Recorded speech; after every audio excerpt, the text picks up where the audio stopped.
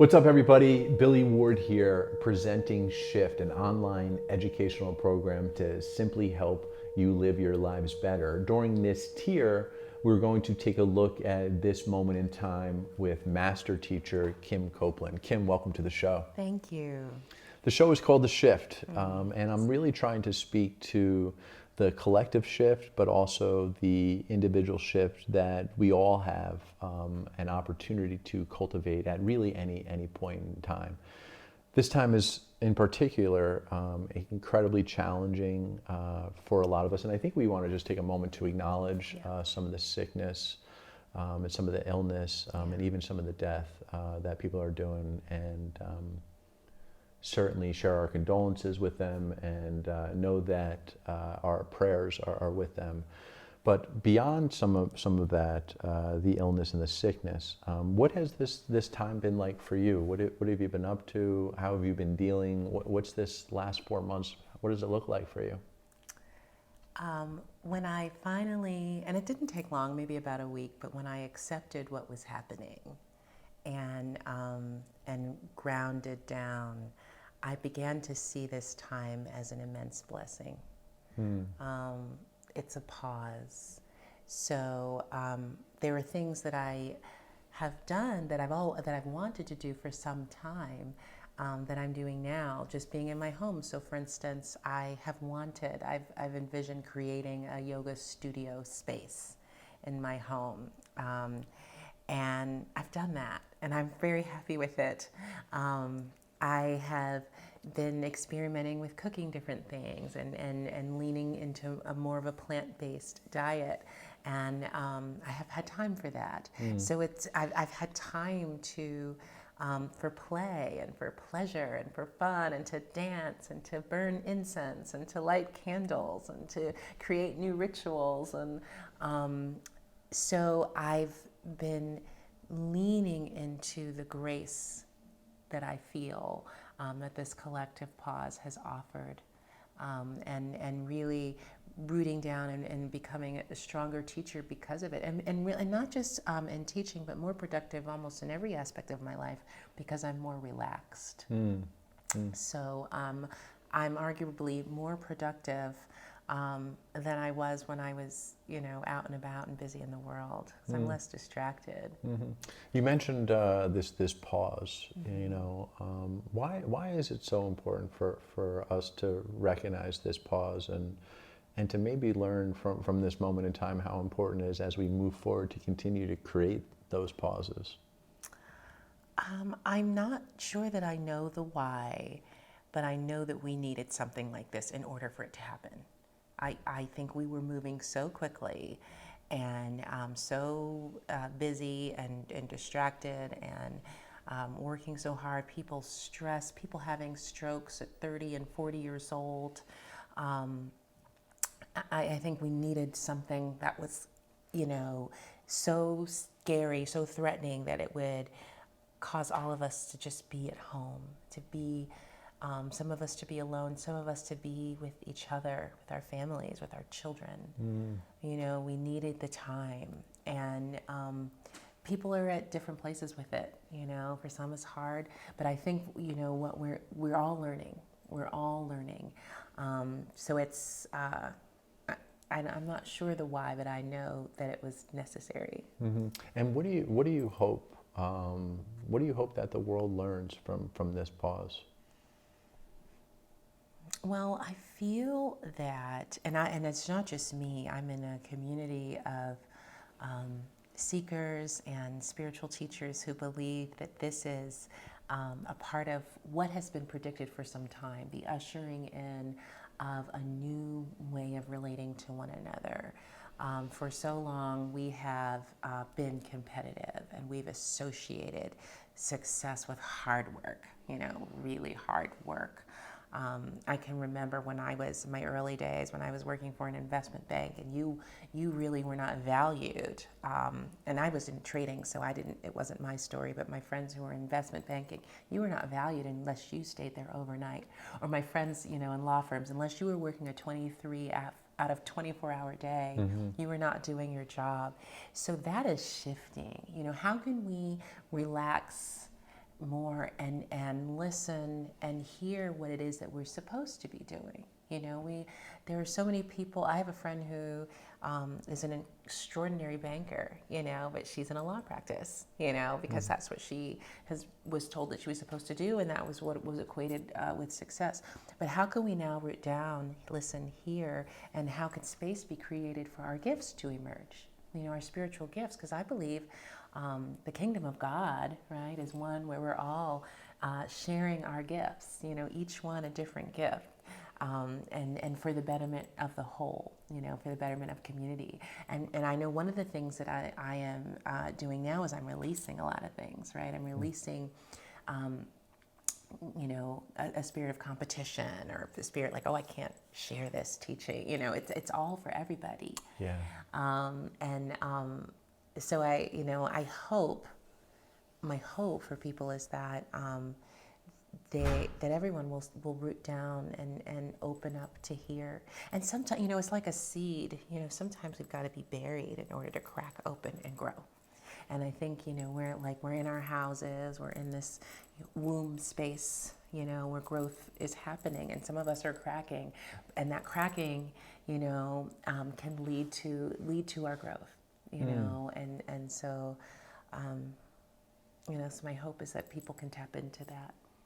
That's I love the imagery of us all being in a womb, and it makes me think of this hero's journey, right, where we go from the known world into the unknown, and we pass through a number of trials and tribulations, and likely some deaths and rebirths, but then we return to the normal world, and we return with some gifts, right? Yeah. And I hear you saying that this is a period of time for us to really take an honest look at who we are, but also to consider the gifts that we've been blessed with, in an effort that isn't about competition, like, can I sell more of these than you can sell?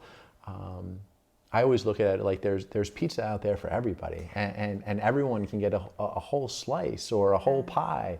Yeah. If I get a pie, doesn't mean that you can't get a pie. And I just love that shift in that paradigm.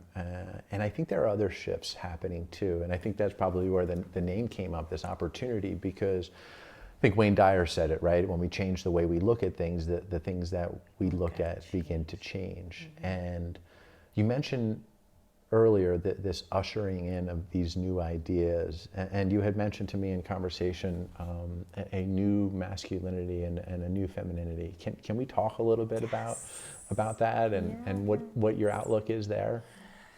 Well, what I realize in my own life, we should all have a balance.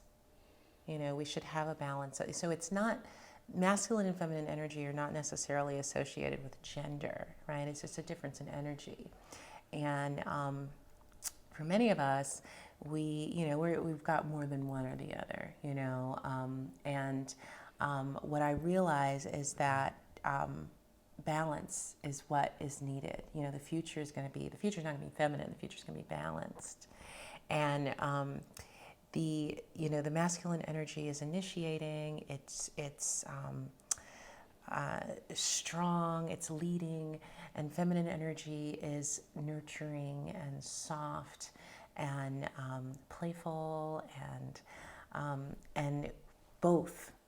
Both are needed, and both can exist in balance in one person. You and I have talked about Jesus being strong and soft at the same time. And in the yoga practice, in many ways, I would say this in a class, find the balance between strength and softness. So we'll hold a strong warrior pose, but how can you soften into that pose? Relax into it.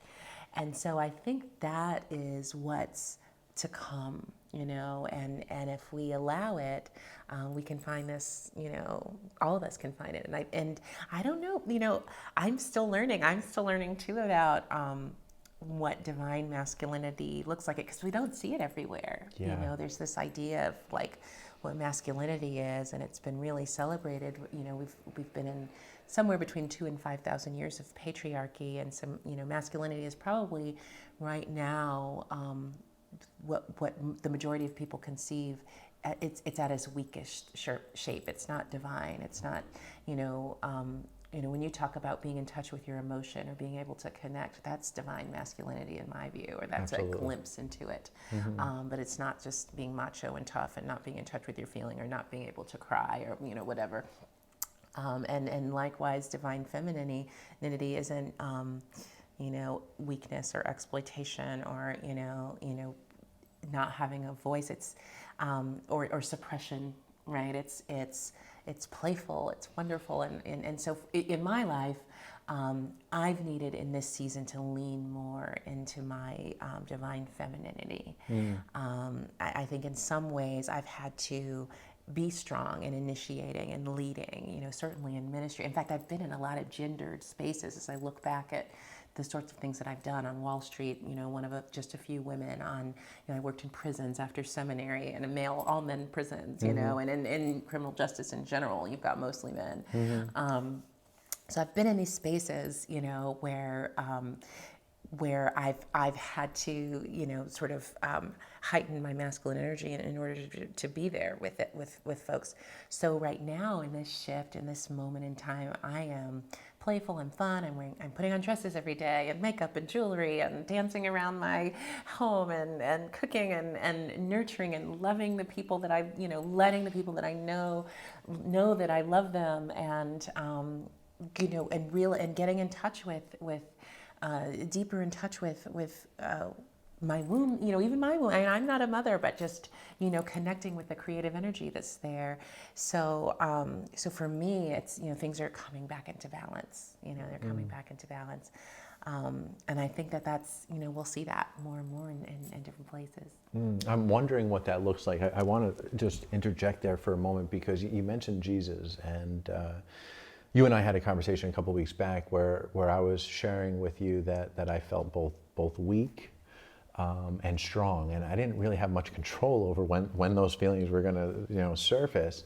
And when you said to me that some of the world's greatest thought leaders are both a lamb and a lion, and especially Jesus, like my shoulders just I just relaxed. And I think for our audience and for a lot of us, we want to be all of one thing. And even in that conversation, I wanted to be all strong all the time, but you gave me permission to be weak or to be vulnerable. And in that moment, I felt stronger than just being strong all the time. How do we help people to get to that point or that awareness or understanding that we're more whole when we recognize that there are some cracks in our armor and some brokenness that actually makes us, ironically, more whole? I think we have to talk about it. I think we've got to continue to be honest about it and about our own journeys. When your light turns on, you've got to, I think it's a duty to share, to teach, and to share that with other people. Nobody lights a lamp and puts it under a bushel basket. That's right. Yeah. That's right. I mean, it just You're in a dark room, and you're the only one with the light. You don't put that light under a bowl or a basket. Yeah. You shine that light so that everybody can see it. And as we light, other lights light, and so there's just got to be more sharing and more honesty about that. And I think that people will begin to relax into those feelings that are already there. They're there. They are there. Where does that honesty begin? Does that begin, walking to a Krauser's and telling the cashier, like, hey, I'm having a shitty day? Like, where does somebody begin with being honest, do you think? I know in my journey, I had to be broken. I had to have something happen that was so bad that I had no choice but to be brutally honest about everything. And that for me happened when I found my first love dead in his house when I was 30 and he was 35. And when that happened, I remember thinking, I can't do another thing. I was broken, like that seed just cracked open, broken. And I began to heal by telling my story. So that's my journey. But I think sometimes we need external things to happen to get us to a place where we can, have the courage to be that honest. And maybe this moment, this COVID-19 moment, is bringing some of us there. I saw a post from a woman who lost 3 siblings. 3, I can't even imagine it, including a twin sister. And she was sitting on social media sharing, just sharing and being honest, and so beautifully strong in her vulnerability, and so I think it's going to be different for different people, but it comes from allowing. And I love the imagery of the potter. Jeremiah goes down to the potter and he sees the potter working with clay, and that clay, falls apart in the potter's hand, and then the potter puts it back together, and then it falls apart again, and the potter puts it back together. And this idea of allowing ourselves to be done like that clay, allowing ourselves to fall apart, knowing that the whole time that we're held, and if we allow ourselves to fall and to break, right, we become more of who we're destined to be. And so that strength, that courage to share that journey somehow comes in along the way, in whatever space makes sense for whatever your life, wherever you're doing in your life. But I think it's a balance of effort and ease, a balance of, initiation and also allowing. You mentioned a really personal experience with your boyfriend and finding him, and that maybe being the beginning of you saying, "Here I am," this is who I am, and what was that like? What was that like for you? I was a busybody in my late 20s and early 30s. I was an advocate, and fighting for the rights. I was working with women who were coming home from prison, and the day that I found him, I had been at a conference at Rutgers, protesting and wearing a protest t-shirt, trying to keep our funding for the center. And then I drove home and I found him dead, and it was like a pause. It was a stop. Everything that I thought was important up until that moment didn't matter. And I realized in that moment that this moment was horrifying and sacred at the same time, because I found him, and I wouldn't have wanted that any other way. It's such an intimate thing. And I sat down next to his dead body for those few moments before the paramedics and friends arrived.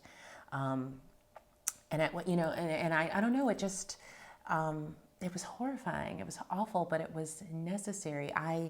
In the months that would follow, I let go of so much. I shaved my hair. I didn't want my hair anymore. I gave away all my clothes.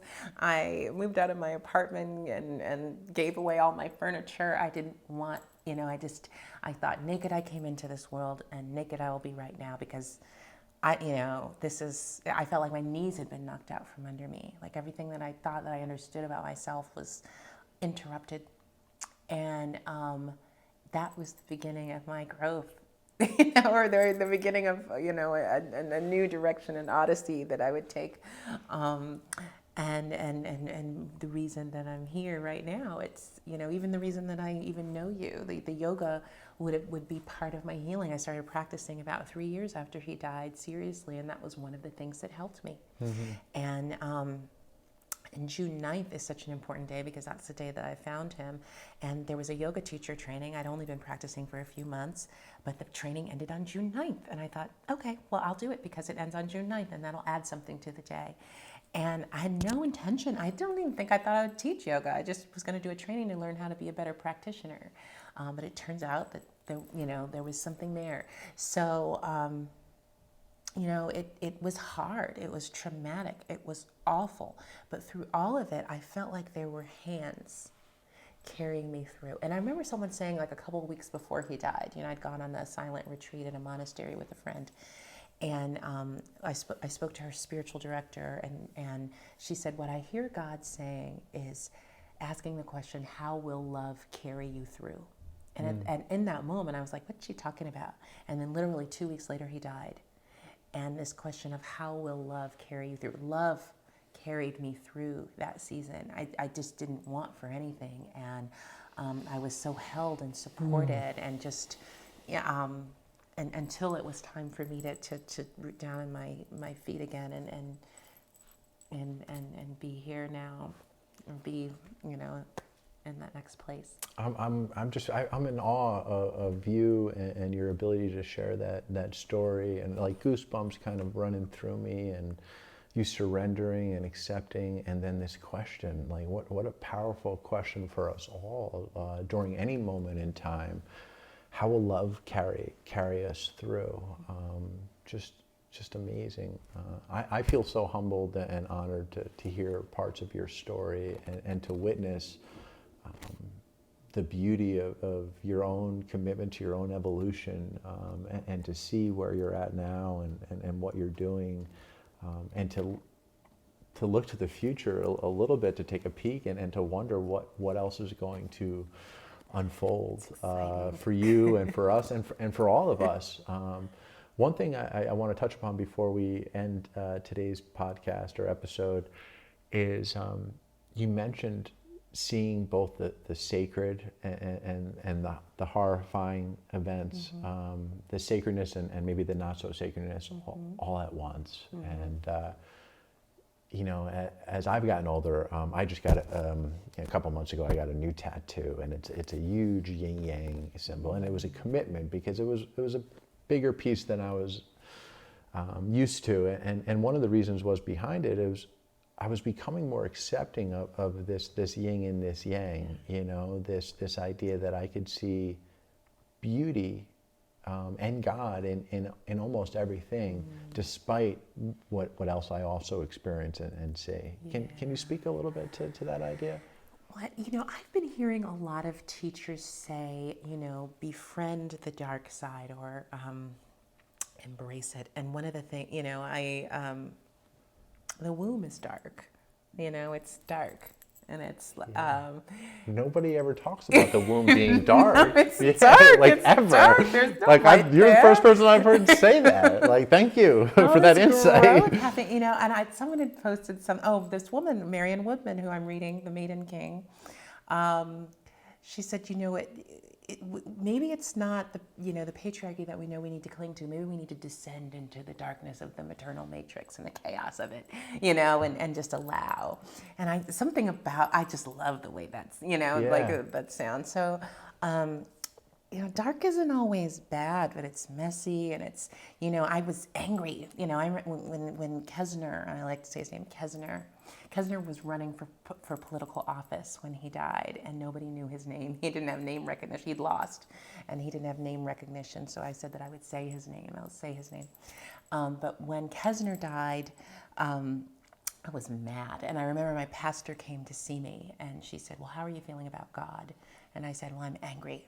And she said, well, God is big enough for your anger. God is big enough to take it all in. And so I thought, okay, well, God is big. God better be big enough because I'm pissed off. Yeah. And it's all of, it's all of that, and just allowing, and not living there, right? So if we've got anger, in one place, how can that anger be transmuted into passion, into strength? Can we allow that anger to rise up, I mean, not deny it, not suppress it. I had brunch with a woman whose husband fell off of a cliff when her kids were like really little. He'd gone hiking one morning and he fell off a cliff and died. And she said she didn't cry. She didn't cry for 6 months. And she got pneumonia, because it was all here. And so we do so much suppressing, right? Like, can we allow the wildness? And that's another thing about the divine feminine. Divine feminine is wild and unpredictable, And can we allow ourselves to descend into that? I remember I went for a walk. I was on a hiking trail with flip-flops and a dress on, and my hair was a rat's nest, and I was screaming and hollering. And there were people riding bikes and walking, what is going on with this woman? And the juxtaposition of what we see now. But I had to allow that wildness to happen. When I shaved my head, my friend, I remember I was talking to a friend. I said, I'm going to cut all my hair off tonight. And one of my friends started crying. She's like, please don't do this. I'm like, I'm going to Target right now and I'm cutting it all off. Like, I don't, and it was all because I'd seen someone and she said, oh, you look so pretty. Look at your hair. And I thought, I don't want to look pretty. I don't feel pretty. Like, I'm unhappy and I want you to see it, you know. And I only later learned that it's, you know, a tradition in many cultures for women in particular to shave their heads when they're grieving. You know, for me, I was just like, and I stood in it and I like cut it all off. And I never wore my hair short. And I looked in the mirror and I felt ugly. Oh, I did. I took like an hour. Like I just looked in the mirror at myself. Like, but I was glad I'd done it, you know, and I wanted people to see me that way. And then, you know, then my hair became my crown, you know. So it's, you know, it's just amazing. You know, you got to descend into like into the chaos of it and just allow it to transform you. You are such like a beautiful woman, both inside and out, and this image of you know, life coming from the womb, from darkness, especially maybe during this period in history. I really couldn't think of a better theme for you to bring to the table today, and I'm incredibly grateful that I get to learn that, but also to share it with our audience, to help them create a little bit of a shift and to maybe be a little bit more comfortable in the darkness with a faith and a hope that out of that darkness, life is going to spring up. Yeah. Thank you so much for being here, Kim. God bless you. God bless you too. Peace and love, everybody. Thanks for being with us.